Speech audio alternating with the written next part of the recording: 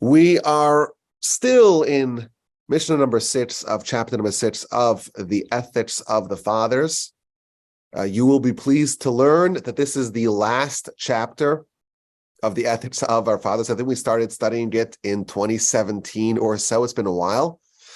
And we're nearing the end, but we're going through these 48 ways to wisdom one at a time. And we're up to way number 16. And that is b'miut schora, with limited commerce. Now, the next 6 of the ways in the 48 ways are all about different things that we must limit. So way number 16 is to limit commerce. And way number 17 is to limit carnal pleasure. And way number 18 is to limit general pleasure. And then to limit sleep, and to limit chatter, and to limit frivolity. There are 6 ways to wisdom that are limiting things. And the commentaries tell us that it says to limit these things, but not to eliminate them.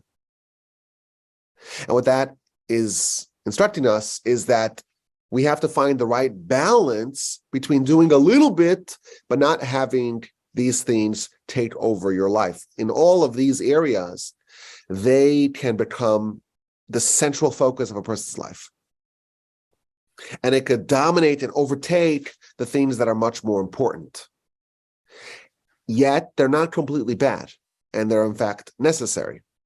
And therefore, part of these ways to wisdom is to know the right amount, to strike the right balance between having these things in moderation, having a limited amount, not eliminating it entirely, but not having it take over your life, not having it dominate your life. We're here, of course, to do the will of the Almighty, to study His Torah, to do His mitzvos, to prepare our souls for eternity. Of course, we know this world is a corridor. It's a pathway towards Olam Haba. And we're here to work. And the Almighty makes it meaningful by allowing all these distractions, by allowing the Yetzer Hara to operate in our world. And thus we have a struggle, we have a conflict, we have a constant war, in the words of Mesilas Yesharim, where we're constantly battling between looking at this world as a corridor or as an end unto itself. Our perspective, just by default, is that this is the only world that we see. We only see our body. We don't see our soul. We only see the physical world. We don't see the spiritual world. We don't know in any empirical way what happens after you die. The definition of the Almighty in the Talmud is roeh ve'eino nireh, sees but is unseen. So what we perceive with our senses is this world. And therefore we're oriented to try to better our existence here. An idea of a future world, that's the ballroom at the end of the corridor, that's a theoretical, abstract idea. And that's the tension, and that's the conflict, and that's really what it all orients around. The Torah, the mitzvos are trying to optimize for the soul, optimize for the world of the soul. And the Yetzer Hara, the objective of the Yetzer Hara, is to make us ignore what happens after we die, to make us ignore the health and well-being of our soul, and instead to take this world that really should serve as a means, as a corridor, as a pathway towards the ultimate goal, and to transform that into the end itself. That's what life really is all about. We have on one hand the soul and its viability and its permanent, eternal existence and its world. And the Torah is really there to try to get us to recognize that and to live life in accordance with that principle. And then we have this monster on the other side, the Yetzer Hara, and the chief primary focus of the Yetzer Hara is to make sure that we live life here and ignore and don't pay attention and don't prioritize the world to come. Now, of course, the Yetzer Hara has some help by the fact that we only perceive with our senses We only perceive spiritual. We only perceive physical sensations and physical experiences and physical pleasures, the spiritual pleasures. That's something you have to develop a taste for. And that's really what it's all about. And in these 6 things, these are kind of in this very unique space that they are necessary, they are required, even for someone who's thinking about the future, even for someone who's orienting their life for the world to come. They need to have a little dose of it. But it is actually the stomping grounds of the Yetzer Hara. And if they immerse themselves in it, it can quickly become an end unto itself. And that's why if you want to pursue wisdom, if you want to live life in a spiritually enriching way, you have to be aware of these things and the required balance that's needed to make sure that it doesn't overtake your life. So we start off with b'miut schora, with a little bit of business, a little bit of commerce. On one hand, it has to be limited. It has to be minimized. It has to be ensured that it doesn't overtake everything. But on the other hand, on the flip side, you have to do a little bit of it. You have to have some sort of means to provide for your temporary existence. And this is the principle. On one hand, we're told that, to work, to make a living, to make a livelihood, to engage in commerce, to be a player in the marketplace of business, that's necessary.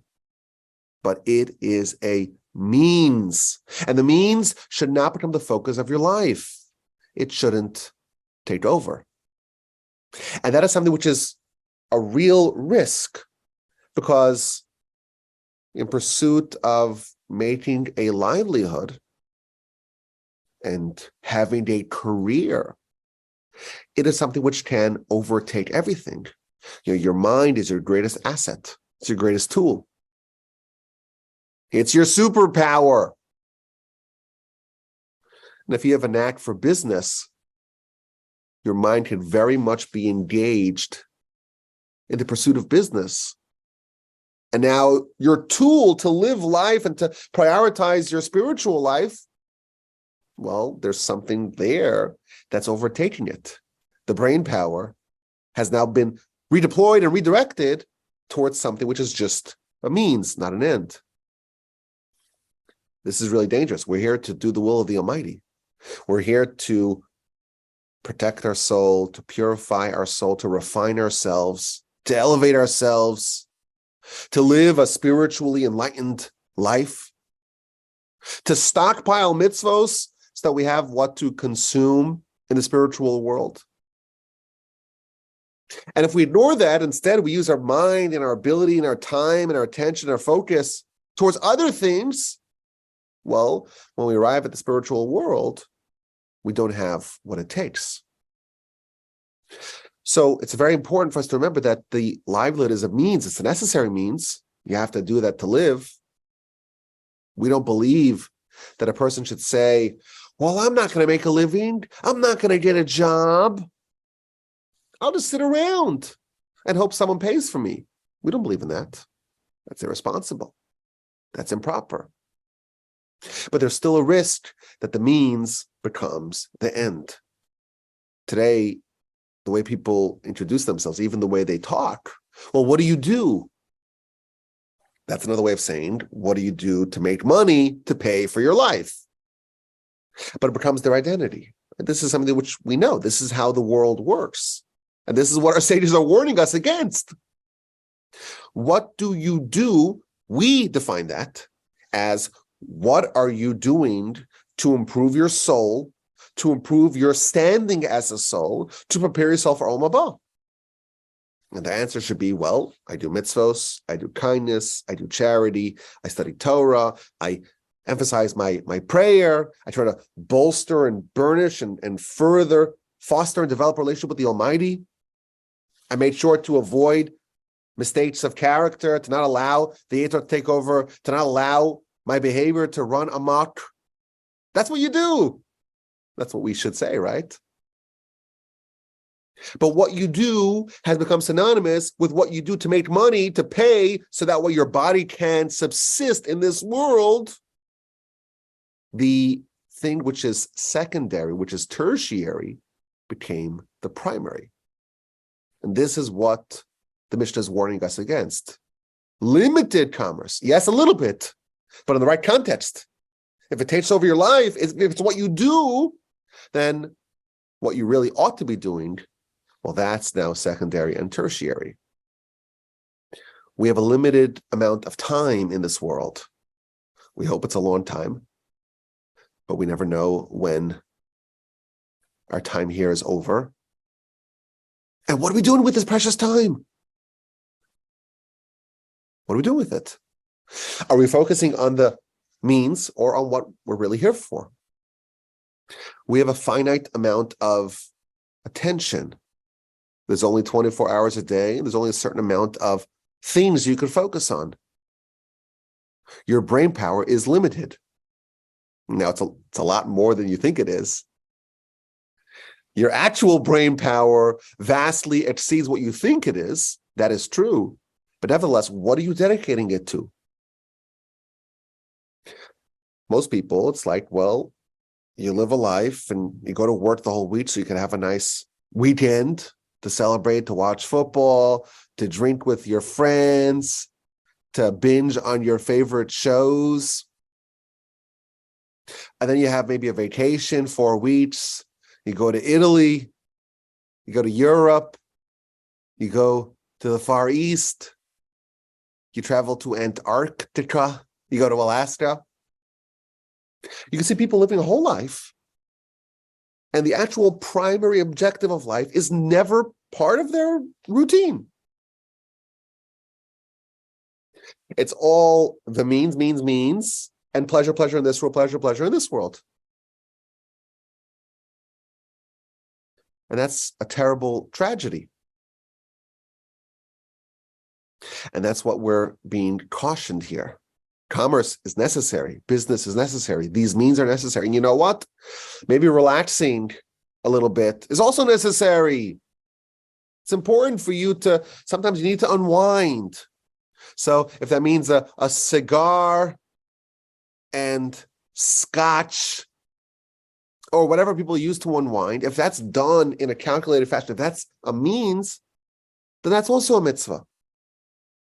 But if a person's whole life is just means, physical pleasure, what kind of life are they living? What are they doing to their soul? What will they have to show when they arrive in heaven? It's also true that business in particular can be very dangerous because it can overtake your life, and then even your priorities that the whole world agrees ought to be priorities, they get crowded out. How many people don't see their kids, aren't able to enjoy raising their children, don't get to experience real relationships because they're so busy with work? Our relationship with the Almighty is paramount. The first mitzvah of the Torah is to have a family, to have children. It's imperative for us to live in a community. The greatest mitzvah, of course, is Torah study. All those things can be deprioritized with too much of an emphasis on business, making money. It's potentially addictive. And too much of it, if it's unmoderated, unmitigated, uncontrolled immersion in business, then the greatest tool that we have for wisdom, our intellect, is now being deployed for the means. Our time has now been taken away by the means. Too much business will imperil the pursuit of wisdom. One of the most valuable questions that we can ask ourselves is, what are we living for? What are you living for? And when you have an answer to that question, you want to compare that with what you're actually dedicating your time and your resources towards. Because no one says they're living to work, but in practice, what do people do? They actually live their life to work. That's really sad and unfortunate. How many people say, well, I'd love to have a family, but I first have to really establish myself in my career? Now, maybe there's some truth to it. If someone's not in the ability, if they don't have the ability to have a family, maybe they shouldn't. I don't know. But it does seem to me that there is the risk of a prioritization totem pole, where the things that actually matter on a cosmic, existential, eternal scale are going to be overtaken by the things that matter less. Now, again, we know that work, that's necessary. Ever since Adam and his mistake or his choice, it became the reality of humanity. Bezeas apecha tochal lechem, with the sweat of your brow, you'll eat bread. Before Adam's sin, we're told that you could eat the bark of the tree, and that would taste exactly like the fruit of the tree. And without any work, you would have all your needs taken care of. And that serpent, the Talmud tells us, if we didn't mess up, the serpent would be an incredible asset in our lives. It would have been fantastic. There would be no need to work. But now there is a need to work. And this is the challenge, to do it in the right setting, in the right format, with right understanding, and position it properly, that it remains a means and does not overtake life. Now, by the way, I'm not trying to suggest that we should avoid upward mobility and we should work in industries or in jobs that don't pay well. I don't think that's the Torah way either. Look at what Isaac blessed Jacob with. Tremendous wealth. From the dew of the heaven and the fat of the land and lots of wine and lots of bountiful produce. We don't believe in living in a mediocre fashion in any area of life. But the pursuit of business should always be a means and not an end. And yes, I do think that we weren't put here to be mediocre. And if someone is in business, to the degree that they are in business, they should invest their time in it. But they should always know that ultimately this is for a goal. And there were people that would work every day just as much as you need for that day, and then you would stop so you could study the Torah the rest. And once I have enough money for my day's needs, I'm not stockpiling anything for tomorrow. The rest of the day, I'm going to go study Torah. That's an ideal. I don't know if we can aspire to that. At least we should be aware of it. But the principal takeaway is commerce is important. It's critical. It's necessary, but it must be properly directed. Now, again, as we mentioned, all these things that are limited commerce, etc. It's not just that we're told to limit it, but also, on the flip side, we're told that a little bit is okay, but in fact is desirous. So too much of it is harmful for our pursuit of wisdom, but a little engagement in commerce is in fact desirable and beneficial for our pursuit of wisdom. Now, why would that be so? Why is a little bit of business important to the pursuit of wisdom? So perhaps there are many answers to this question, but what we know for sure is that it's very rare to find someone who is totally disengaged from the general world. It's very hard to find someone like that who is advanced in wisdom. To really understand wisdom, to understand Torah, it's important to understand human nature, to have a little bit of know-how in how the world works and how people work. And thus, if you want to truly advance in wisdom, you have to have a little bit of a foothold in the world and how it operates. There is this ideal of a absent-minded scholar who's just in Talmud, and that's great, and there is something to be said about that. But there's an element of wisdom that they're not going to have access to unless they have a bit of an understanding in how the world works. So certainly, if someone wants to be a posek, if someone wants to be a halachic arbiter, you cannot render halacha if you are divorced from reality, from the world around us. Halacha, by definition, is the Torah's guidance for the real world. And of course, every area of our life is governed by halacha.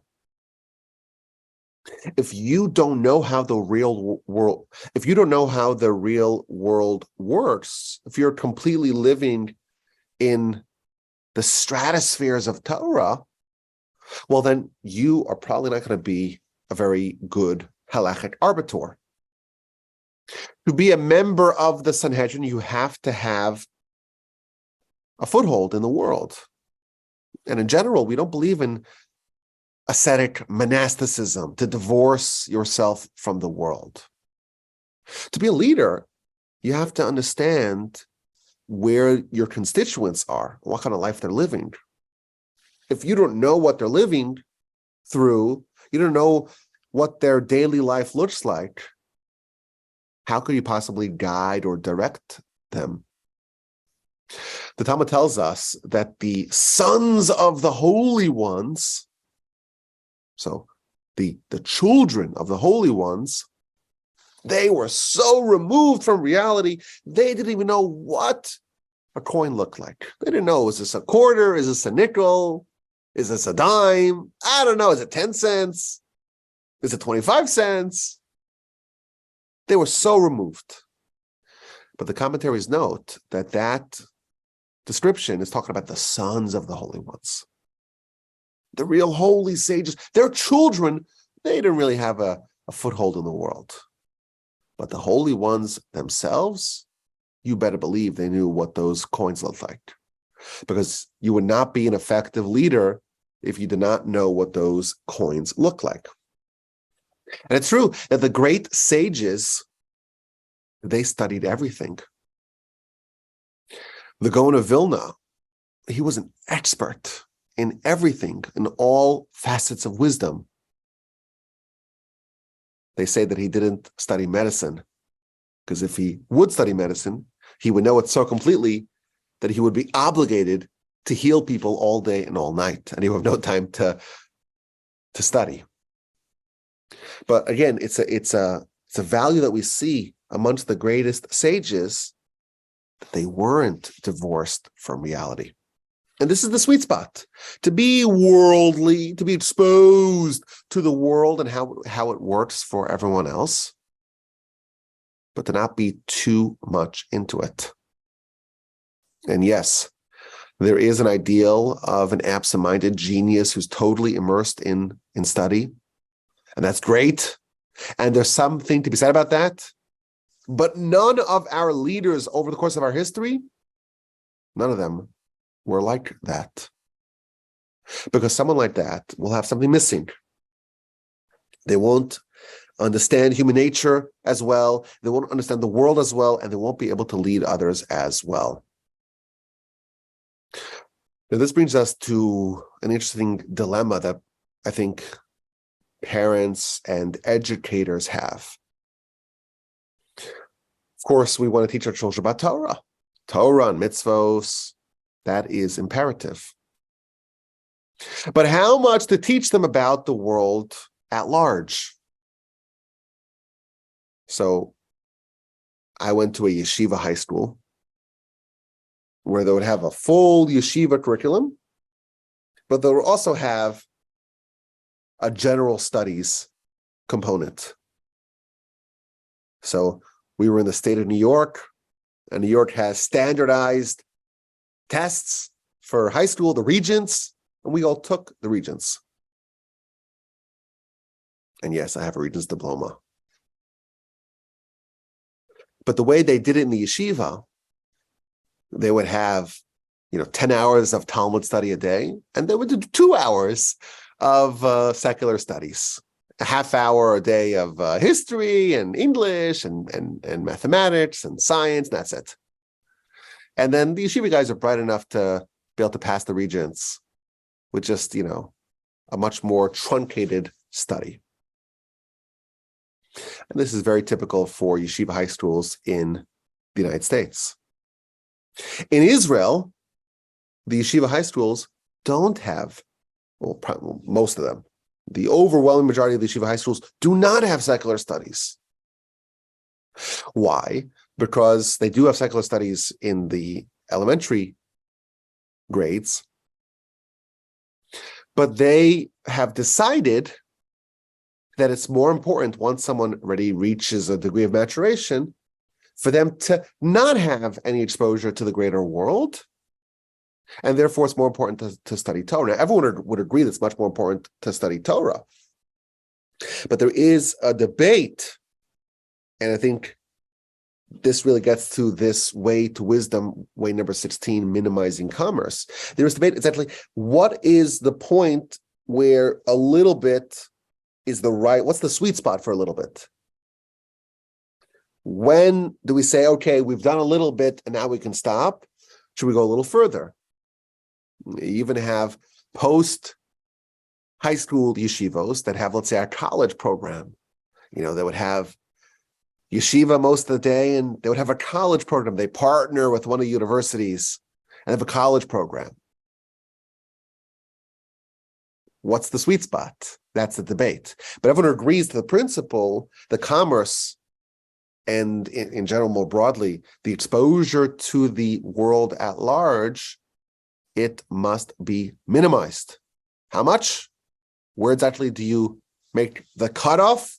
That, of course, is the debate, but the principle is universally agreed upon. I remember I once emailed someone. He's a great Torah scholar. But I remember I emailed him a PDF. He didn't know how to open up a PDF. I'm like, maybe that's a bit too much of an insulated lifestyle to not even know how to open a PDF.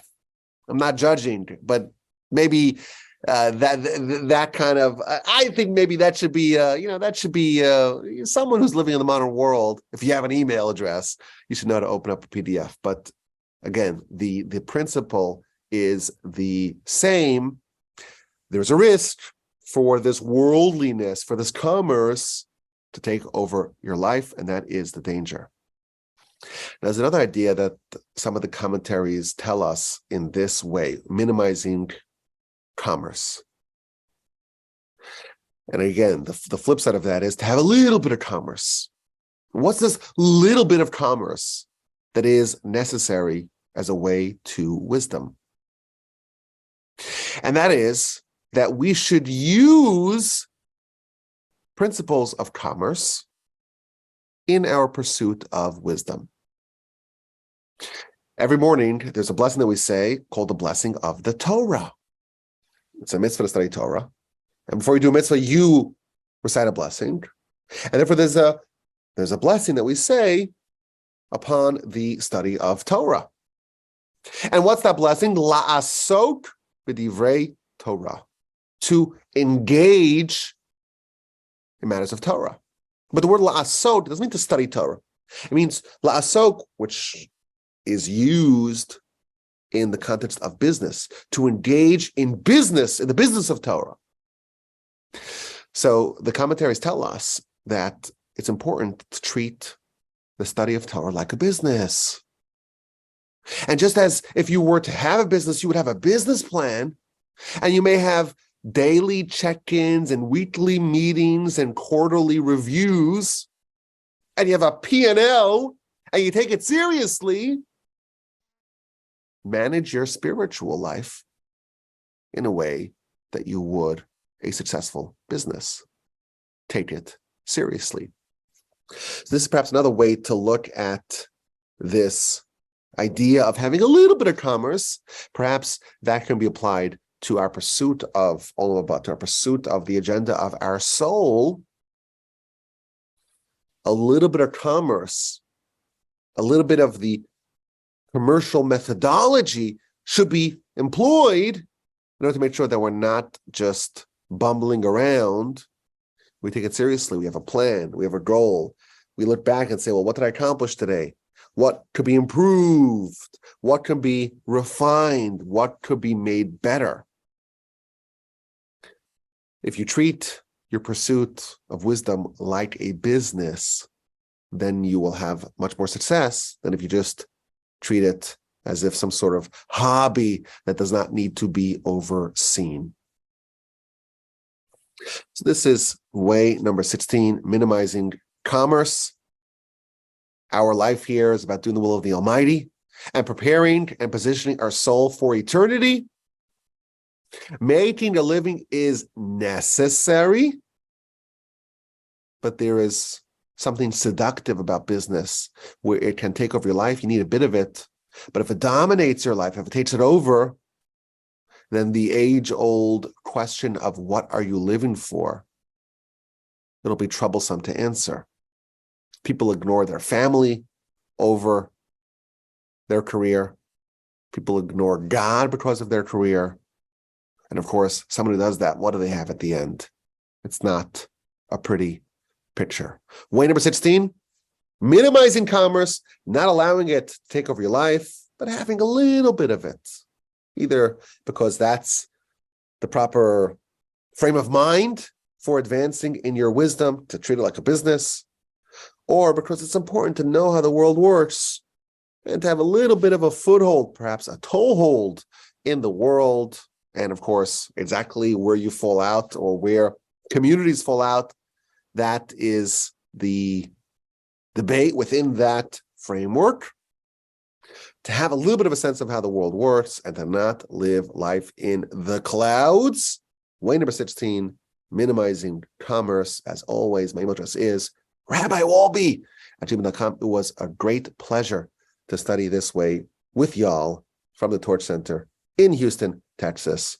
rabbiwolbe@gmail.com is my email address. I look forward to your questions, your comments, and your feedback.